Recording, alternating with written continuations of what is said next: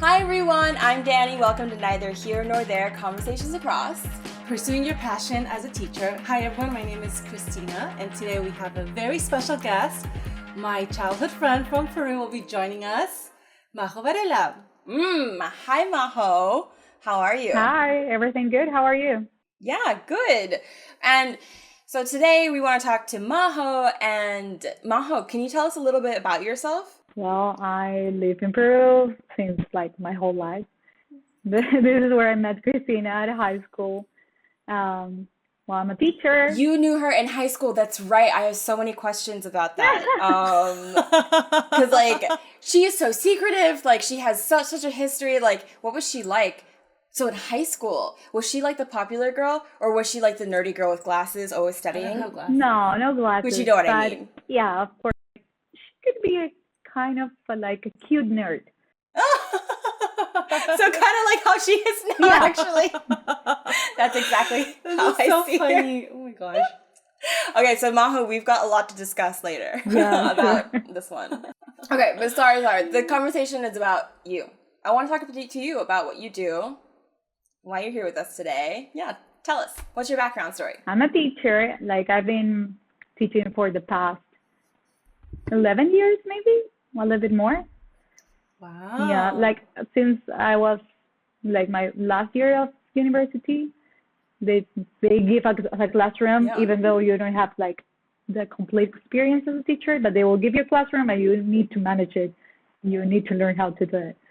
So yeah, it's fun. It was fun at the time because of course I work at a, how do you call it? A nido. It's like it's not a preschool. It's kindergarten. It's not a kindergarten or preschool. It's more like a daycare or something like that. But still, you have to teach things. So it was really, really nice because we work in like different parts of Lima, not like the usual school where I teach or different like people with different backgrounds. So at the time I used to work in Chorrillos. So it was a little bit far away from where I used to live. So it was really nice because you can a lot about different cultures, backgrounds. So nowadays I have the experience of teaching different like economic levels. So yeah. Wow. But of all your siblings, you're the only one who pursued education. Yeah, right? I'm the only teacher. Yeah. Yeah, that's really different. Like, how come your siblings, how many siblings do you have, and how come they didn't follow in the footsteps? Did they? We are four. Like, one of them, he is a chef. The other one, she's a psychologist. My other sister, she works in, like, design. Interesting. So, like, psychologist is also kind of, like, interacting with people a lot, not molding people, but helping people in that sense. And then the other two are creative.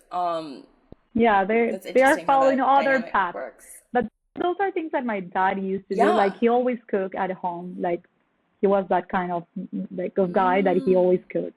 And well, if you're a teacher, you have to know a little bit about psychology too.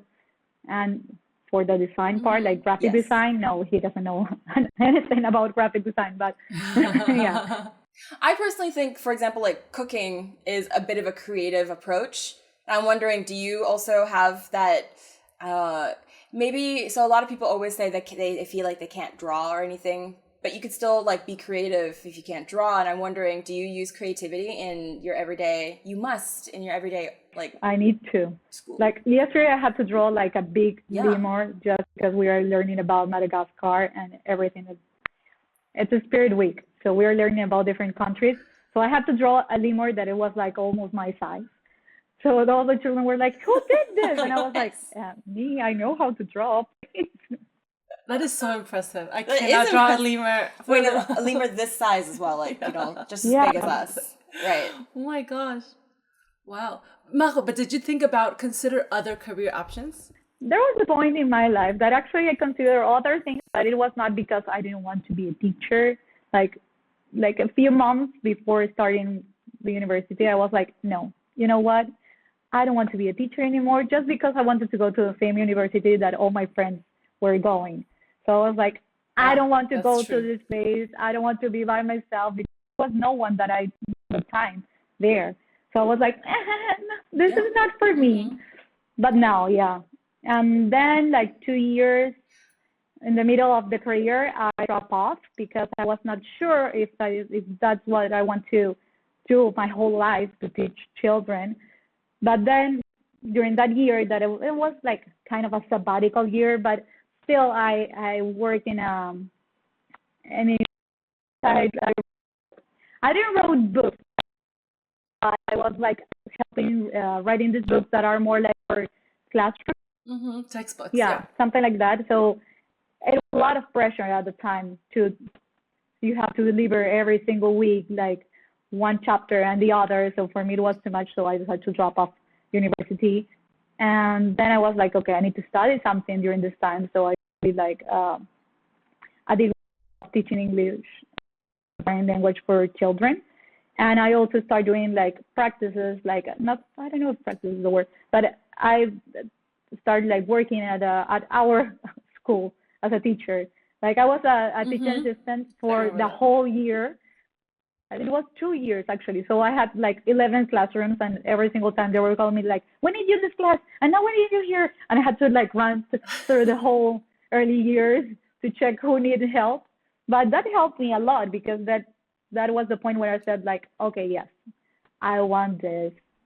I want to be a teacher. I'm sure about this. So I continued studying in the university. What was that? What do you think it was that? I know that they pulled you into different classes all the time, but what about that? Did it give you like a rush to like? Yeah, I don't it know. was really funny. Teach kids? Like, what was it? I think that for me, being a teacher is just like teaching something, because you can teach anyone like in any moment. But the sense of being part of someone's life, because that's the thing, you will be part of someone's life for the rest of their life. So you will help them grow and learn new things about themselves and discover all the things that they would like to discover at that age. So it's for me, it's really moving actually. Like I really liked it. It's very moving. I find it very moving because that's how I feel with like, my nieces and everything. That's the feeling that I get. And Majo, how did you decide what grade? Because I know you're very early in someone's life. Did you consider, I don't know, teaching high school students instead of, someone neither? At the start of it, I only thought about young children. Like my idea was not to be a primary teacher or a secondary teacher. I've worked in the past with secondary students, but it was fun. Yeah. Until one point, because for me it was like, okay, you're listening to me. Why are you not following my instructions? Like, it's not that hard. Like, I don't know. Teenagers. It was like, it's not my passion. Like, I love I love my students. Like, I love working with young children. I don't know. I feel like I have like a better energy around them. I can be a little bit like sassy when I'm teaching like older students. Like Majo definitely can get a sassy side. I do. Majo's sassy side. You know that I have that side. I don't know that much. Yes. I'm not that patient with older people. Like people my age, I have no patience. Like at all. So it's like, come on, make an effort, please. Yeah. But with children, children is Majo can be very. Yeah, because with children it's like they're babies. Well, they're not babies, but they are like they want to learn new things. They are not like they have not been exposed to the whole life. So you need to teach them how they should be ready and how they will need to prepare in social environments. But if you compare them with like 30-year-old people, if they don't know how to behave in a social environment, I will be like, yeah. It will give me I feel like there's some similarities between me and Majo. I feel like we would get along very well because I feel exactly the same way. Yeah. Molding the young.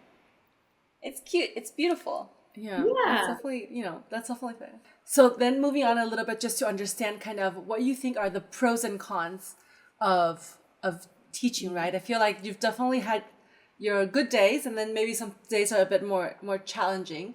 So to start off, perhaps, what do you think are the more difficult parts of your job? Of my job actually is like every single day something different could happen.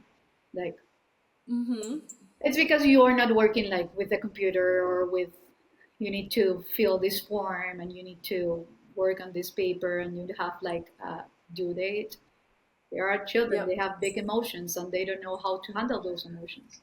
So you are the one who need to teach them and you need to be an example for them to know how to self-regulate and how to put the words to things. For example, if they are crying or they are just feeling sad about it, it's really hard for them to say, hey, I'm feeling sad because yesterday I forgot my toy at the friend's house, blah, blah, blah.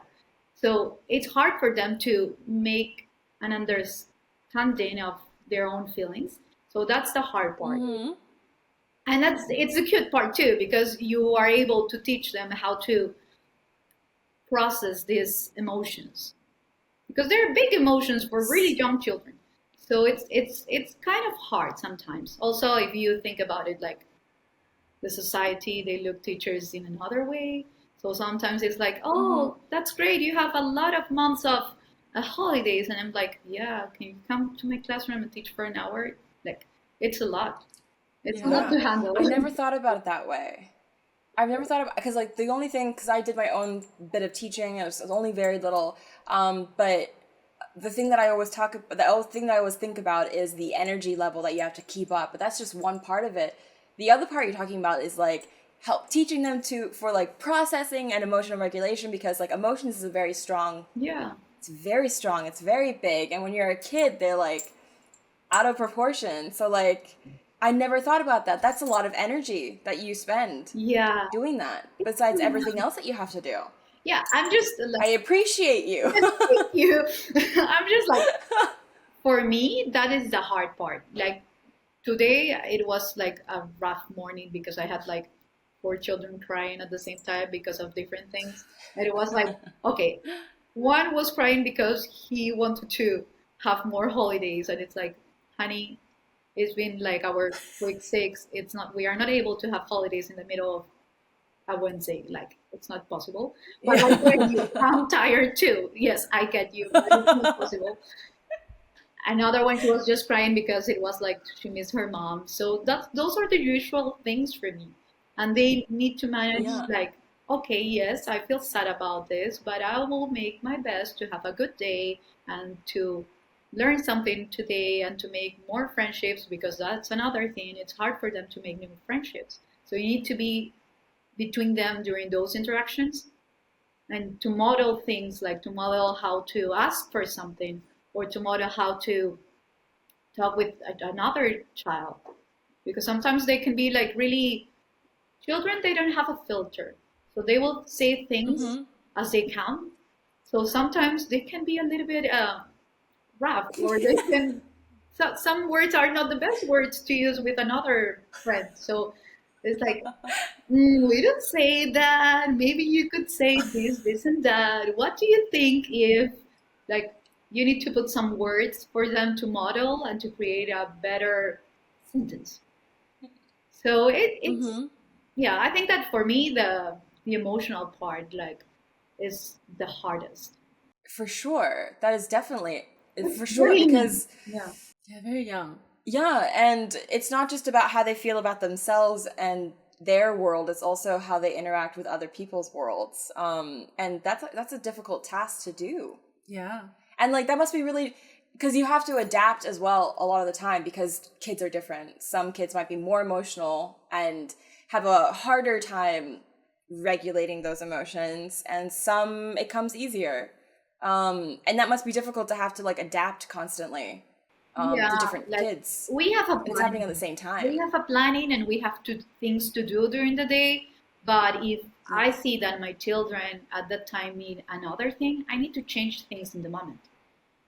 Like we are going to do an art activity and we are going to use paint and blah blah blah, but I can feel that they are not regulated enough to use paint because they will splash the paint around the walls. It's like, okay, maybe we should use another thing. Or maybe we will have like a count space, or a calm time before doing this activity, because I know that we have like certain strategies for them to go back to their usual and to like get things more smoother. But yeah, that's day to day. It's like something will come. You just need to surf the waves.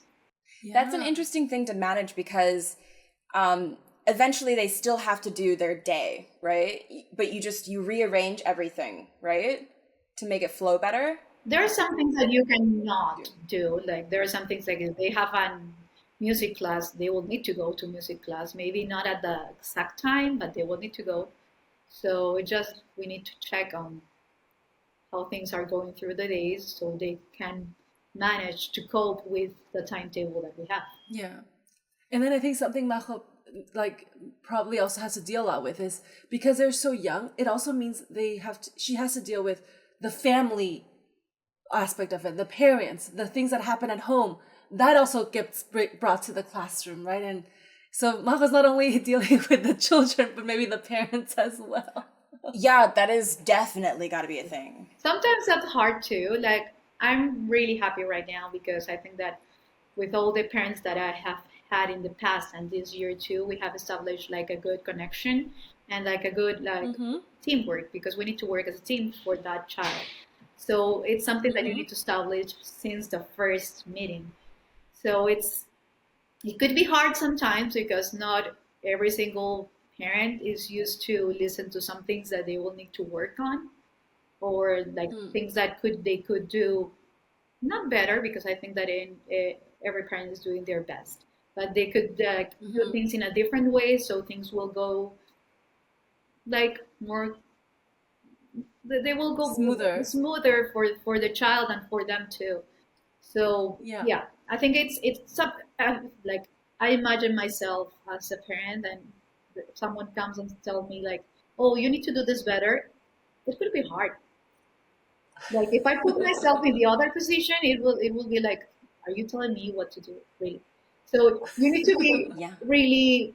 I think that this needs like a really like intelligence in the moment. Like you need to think your words really carefully so they don't feel judged, because that's the thing like that I don't want to do. The number one thing that I'm not in that position is to judge another person. So it's just like, hey, we need to look at this so we can make a better environment for your child. So that's some of the things that could lead you to rough moments with families, but I think that if you work as a team, you will get there. I agree. Yeah. And then on the flip side, Majo, what do you think it makes it all worth it? Of course, you mentioned, teaching and shaping someone's young life, but like, what counters all the hard parts that you deal with?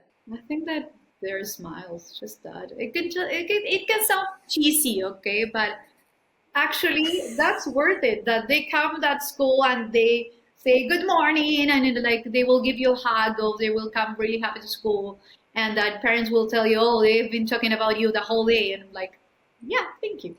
No, they will come with a little. Last week, a girl came to my class with a little like paper note that said "Te amo, miss," and I was like, I don't know if she wrote that or not, but it was like so sweet. Like she thought about me, so it was like, I love those kind of things. That's so cute. That's so cute. It's like little gifts they give, because that's what they can give. They give like drawings. That's a little part of them that they give. It's cute. I'm gushing. I love that. But I do want to go back to like being a teacher. I already knew it was quite difficult, but I didn't really know the depths of how difficult, how quick you have to be, how adaptable you have to be, how like also maybe open to disappointment if like you can see like a child struggling and like maybe the family isn't helping out, and seeing them, and you just kind of have to keep moving on. You have to keep moving.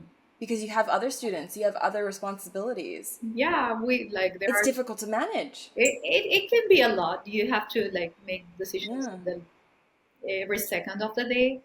So that's why at the end of the day, I'm like, oh, I need a break. Like this has been too much for me.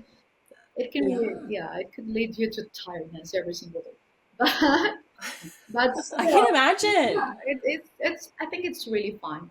For me, each day is like a fun day to go to school and to go to work and prepare something for them. And I know if I will prepare this activity, like I've been telling you about the lemur, like they will love it. So they were so excited about painting a big lemur. So every single day you will do something for them to get excited and for them to engage with the activity, or for them to be part of their own learning. So it's not that I'm teaching you what you will need to learn. It's like you want to learn. Like you Yes. want to learn more and you want to know more about different things. So that's the part that I like, that they are really excited about discovering more about animals, more about other countries and cultures. So it's like, yes, I'm in that point of the year that they want more. So that's really like worth it for me. That's amazing. That's amazing. I mean, I think your experience definitely is a very different one from like many of our like our friends, our classmates as well. So it's always very interesting to hear what Majo deals with. Even her schedule is like, she wakes up much earlier than a lot of us and 5 everything. a.m. 5 a.m. She wakes up at 5 To do what? To go swimming? to go to work. To go to work? But it's because I live not that close to my work, so I need to wake up earlier and go there earlier, because if I go like at 6:30, the traffic will be terrible. So I need to go there at 6. Yeah. It's just like 30 minutes here in Lima, it could change your whole life. Like the traffic here has been terrible in the past few years. So every single day is like, oh my you God. need to go. But I'm curious, Majo, when you tell people that this is what you do, like, what do you feel like what people misunderstand the most about your job? Every single time they say, "Oh yes, I'm a teacher, a preschool teacher," they will say, "Oh, that's so sweet. You must be really patient." And I'm like, "No, I'm not.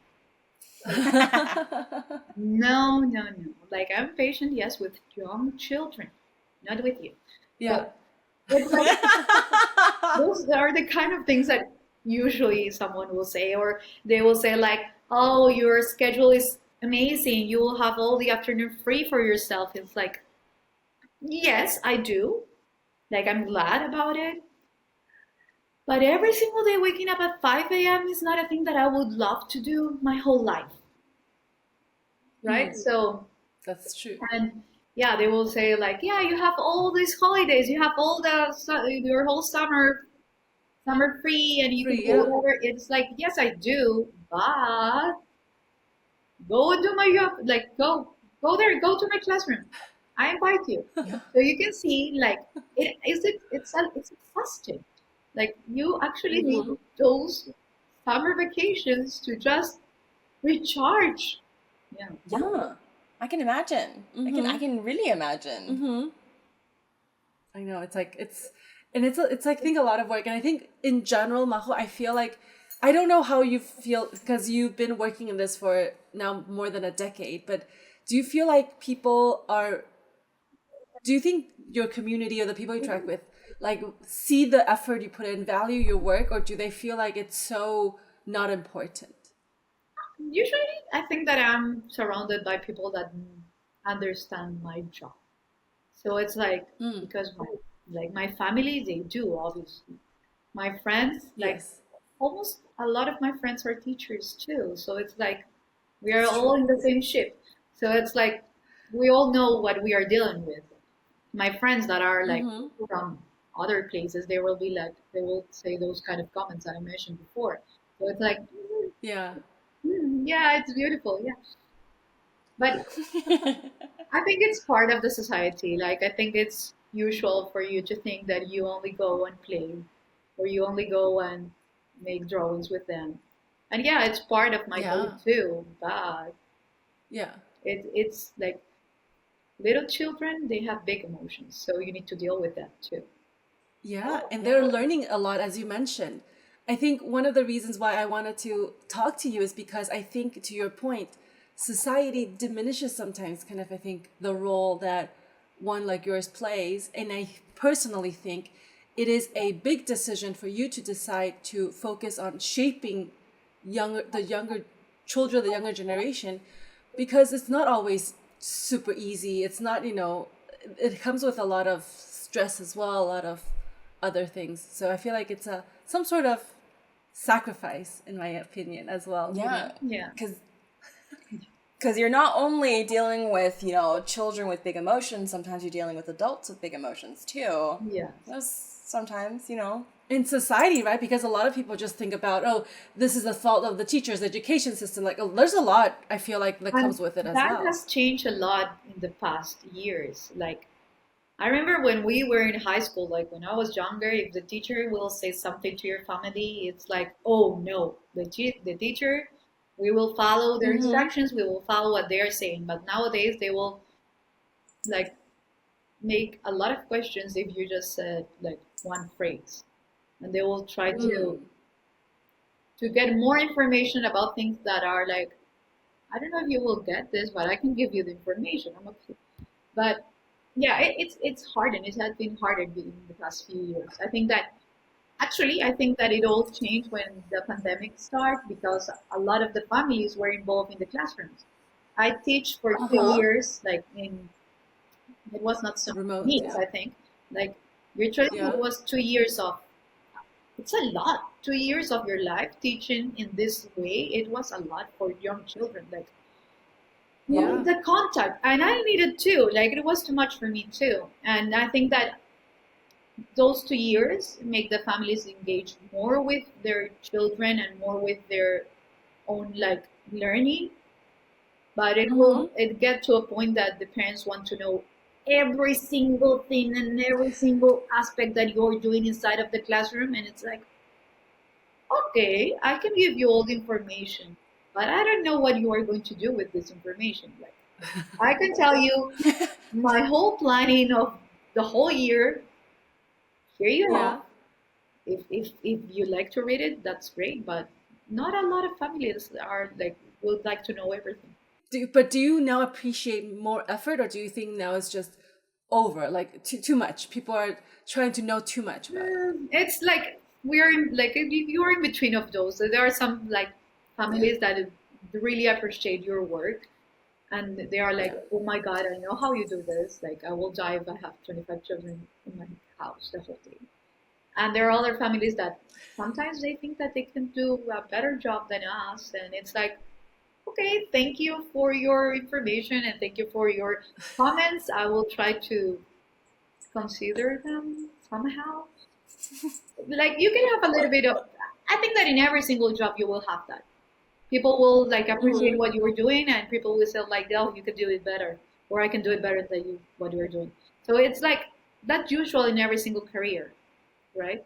But for me as a teacher, the 2 years of the pandemic, I felt like I was a talk show because it was like I had to do virtual class Zooms, Zooms, and I was like I could see the parents like walking around and looking at the screen, and I'm like, yeah. It was weird. That must have been difficult. Did you find that difficult? It felt like because like every day that you're being watched by also parents, it's like judged almost, not judged, but I can't quite find the words. You've got a very big audience, is what I'm saying. Yeah. Does that feel like a pressure, or at the beginning? Yeah. Whatever? Then I got used to it, but at the start of the Zoom meetings, it was like it was too much. Yeah. Yeah. But then when you get used to it, you are okay with it. Like you need to adapt to. Yeah. Do you feel like also that I know we mentioned like the 2 years have impacted the children a lot, but a lot of feedback I hear, Majo, from other people with children is that their kids don't know how to socialize. They didn't learn how to interact. And that became a big challenge, to shape these people's social upbringing. It was a big, big challenge. Like I remember that, well, this year I have the children that I have right now, they were born during the pandemic. So most of them, because all of them are 2020. So they were born during the pandemic. So I think that a lot of them had no contact with other people other than their families for 2 years. So I'm not with other children. Well, maybe if they have siblings, but I could see that one of the the effects of the pandemic in them right now is like there are a lot of children with like speech impediments. Like it's because they were not a child usually goes to a daycare when they are 2 years old or 1 year old.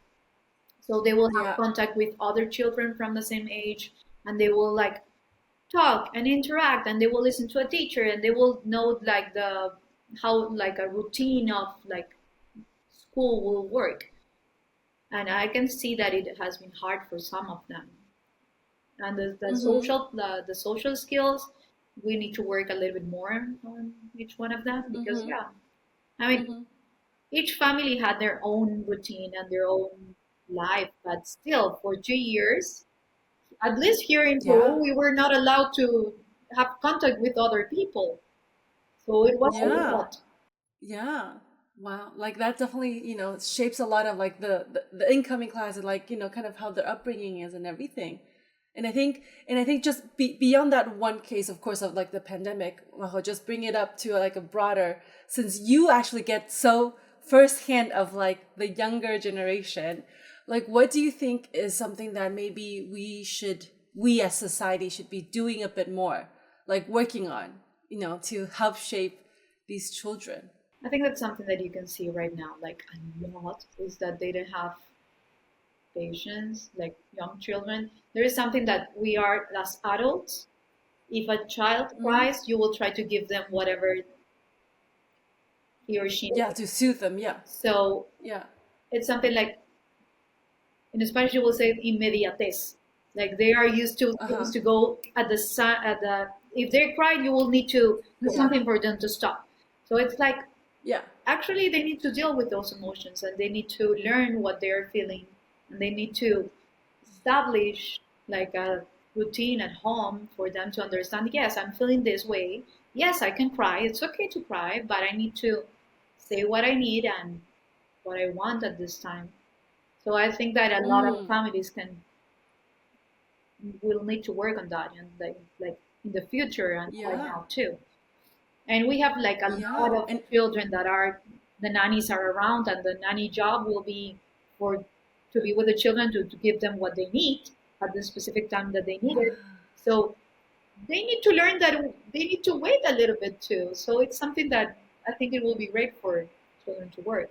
that is so true. I think you're right because that plays into how the generations coming are becoming so much more impatient and like things have to be faster and sometimes you don't give opportunity to things to work itself out kind of thing. Yeah, resilience, right? Yeah. Yeah, and It's going also to be a they big That's a challenge. cannot deal with being bored. yeah, That's a lot. I know. They don't know how to deal with yeah. being bored. I remember if I went to my mom's bedroom and I was bored, I was like, "Mom, I'm bored," and she was like, "Go and do something. Like, go and find something to do. Yeah, Like, deal with it. deal with it. Yeah. If you're bored, you will need to create different things." So I think it's good for a child to be bored. It's good for a child Mhm. to like stay in the middle of the room saying, "I don't know what to do." Okay, look for something Yeah. to do. You need to use your creativity and imagination. You have all these things around you. You have a lot of like toys, games, paper. Like you have tons of materials and things for you to find a way to create new things. So Mhm. that's something that they need to work on too. I Yeah. agree. I Something that agree. I need to work on, I feel, sometimes. Yeah, No, I agree too. yeah, no, I think hearing Mako talk about her experiences gives me a bit more hope about the future. Yeah. Because sometimes I look what's happening, you're like, this is it. This is it. No, yeah, I also just really appreciate just what teachers do now. I'm gonna tell my sister. I appreciate what teachers do. It is hard work. And Yeah. it's good work. It's very good Yeah. work. It's very necessary work. And I think a lot of people, I mean, honestly, Mako, the more we talk about this, me and Danny, about just like people who contribute to the to community, to society, to like children, it does take a bit of a selflessness, I think, because easily you can choose to earn a lot of money or go for like super prestige or whatever, but this is an active decision to be like, this, being in this environment, shaping these children, is fulfills me in a way that the other things don't. Yeah, but don't So think That's an that you interesting. need to also keep in mind that I also think like dude, if I've been working on something else, I will earn a lot of money. Why am I doing this? Like every single day, I'm like, Yeah. why did I decide to become a teacher? Why?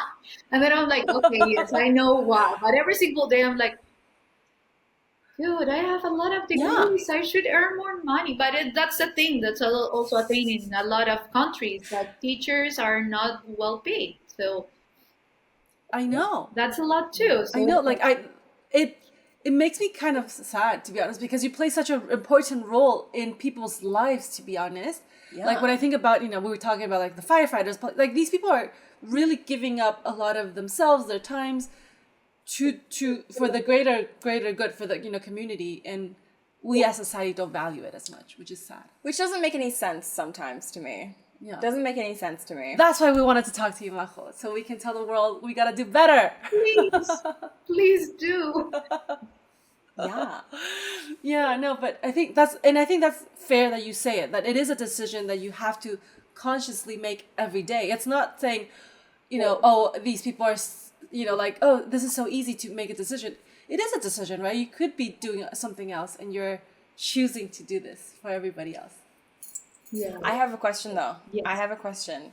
I'm wondering, like, because she was talking about how giving back to the community or like, shaping the community or shaping society with kids and everything. But I'm wondering, like, what do you feel some selfishness for what you do, in sense that like you chose this path for maybe a selfish reason?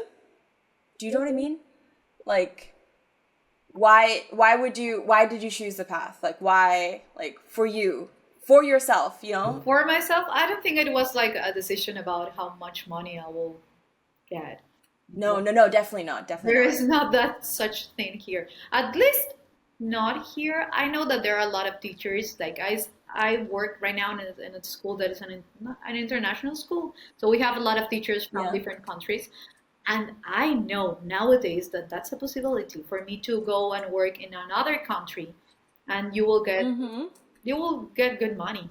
But it's like that's not something that I'm interested in like right now. Maybe one day I will decide to do that. But it's like I need to move to another country to work with children that I have no idea how the society is or the culture. It's not that you will work in an Yeah. office and you will do the same kind of work that you did in another country. It's like totally different. That's fair. So it's like Yeah. I know that that's a possibility, but I don't want to think about it like right now. But I think like in a selfish way, I don't If know. you could, if there was one. I mean, it would sound a little bit crazy, but I think it's nice to feel that you are needed. That Yeah, of someone course. needs you and you are making a big difference for someone else. I love Yeah. that. Like I like to feel that way every single day. It's like when someone calls my name, I'm like, yes, tell me what do you need. Like I love it. But I love that. I it, love that. Yeah. it can sound a little bit crazy, like you love to be needed. It's not what someone will say, but No, but yes. people, It's a human need. yeah, it's good. Yeah. It's a human need. I totally feel that. I feel that way. Of course I feel that way. I'm pretty sure Yeah, you we feel all that way we all too. do. Yeah, you wanna feel like you matter, Yes. that Yeah. you are important. That you're making a difference. Yeah. That you have a purpose. Yeah. I think that I that's love what that. like what will move me over like every single day. I'm like, okay, I need to go because these children need me. It's not because Yeah. I need to give this paper or I need to grade things. Like it's I need to go because they need me. They need me there. So I'm like, okay. See, that's like so, like amazing and inspiring. It is inspiring. It very much is. I wish you were my teacher. I think I would have done really well under you. Yeah. But so to start wrapping up, because Majo has to get to bed because she has to work early 5 a.m. tomorrow. Majo, before we wrap up, like, what do you think it's like the last thing you want to tell the world that maybe we don't know about teachers, or you feel like people should know more about? Like, what's your one message for all of us? One message. I think that for me will be appreciate the people that are around you and want to help you, first of all.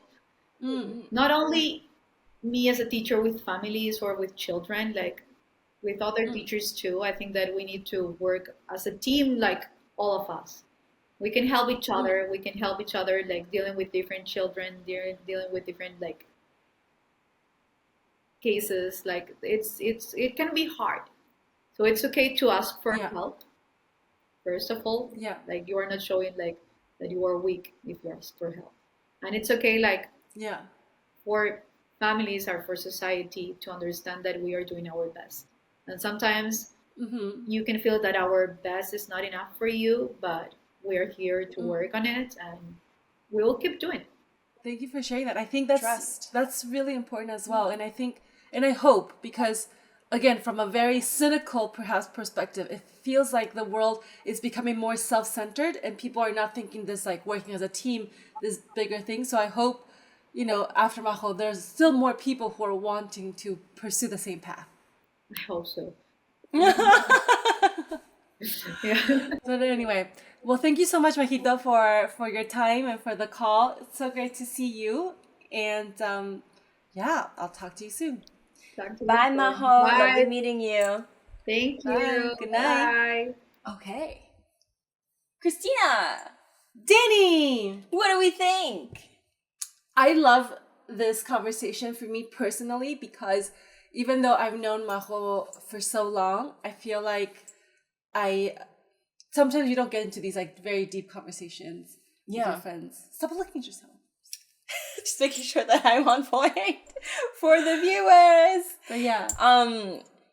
I wanted to like recap the last bit, and I thought that it was interesting. I do feel like across society, people have lost kind of the like trust in each other. And you're talking about that self-centeredness. I think people are becoming a little bit more self-centered, and it makes sense. I'm not saying that so much in a judgmental way, but more like that it's just kind of feel like that's what's happening. Everyone's becoming a little bit more independently, like their life is really just their circle kind of thing, their small circle. And that bigger community just feels like it's not there anymore. And I feel like, for example, in her case, it would be maybe like parents not getting on board because they don't maybe trust. Yeah.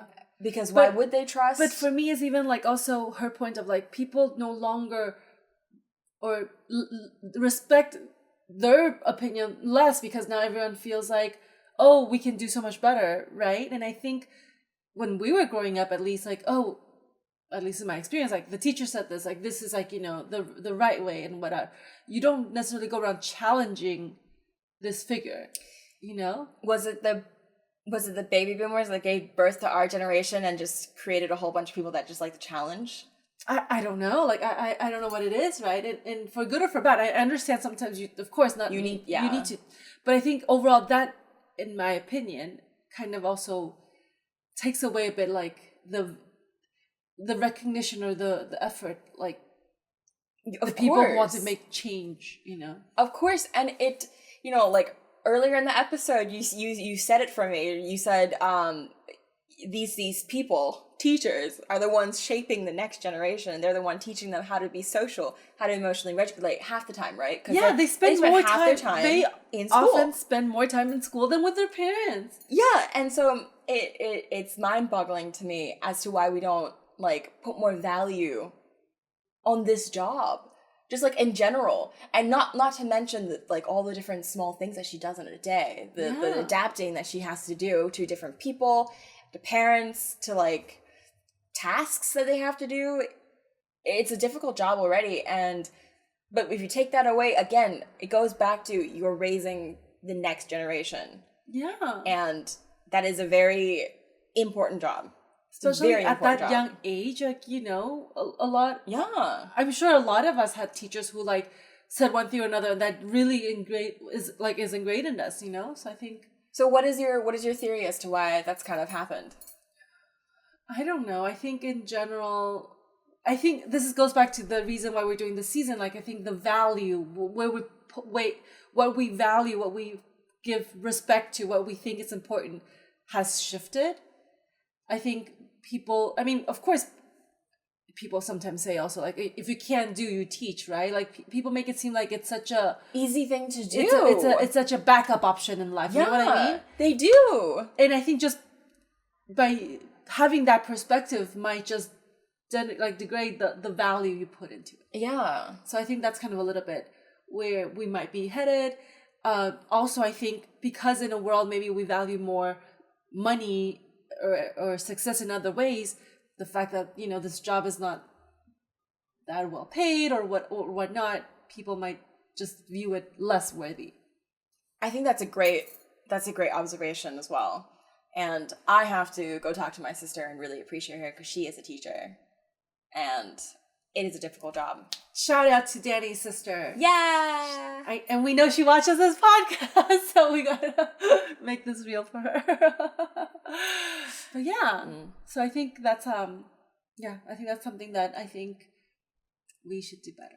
I'm excited for this season because I want to explore more of these jobs, and I want to, I guess, for me, just discover more of the reason why, and explore that. I want to discuss it. I want to see more and talk more. And I'm curious to know whether people will, like, you know, as the mentality shifts, like, do people become more and more into it? Will there be less teachers in the future with AI? Maybe we just have no teachers. Like, I don't know. But we can't just swap it with AI because the social interaction, we need social interaction. As human beings, we need to touch. We need to, like, you know, be physically close to people. Danny and I could just be simulations right now. This is all virtual. We're, like, actually in different parts of the world right now. I mean, this is virtual. Just what you mean to our, like, podcast listeners? No, like you and I. We're actually not sitting next to each other. Can you imagine? It's just all a simulation. Oh, that's some futuristic sci-fi shit. So I'm just saying. No. But anyway. Okay, but yeah, I'm excited to explore that. All right, yeah. Wrapping up? Yes. So that was a very interesting conversation. Our first from Peru? Our first from Peru and our first of the season. Yep. So our first from that content, right? I think so. Yeah. So I feel like we did talk to someone else in Spanish. After this... That was Sean, probably. After this episode, I'm going to go back and check all the different continents that we've looked at so far. Isn't that exciting? I love that. How global we are. Yeah. Okay, I'll wrap it up for everyone. Don't forget to follow us on all the different social media, and we will see you next episode. Goodbye, everyone.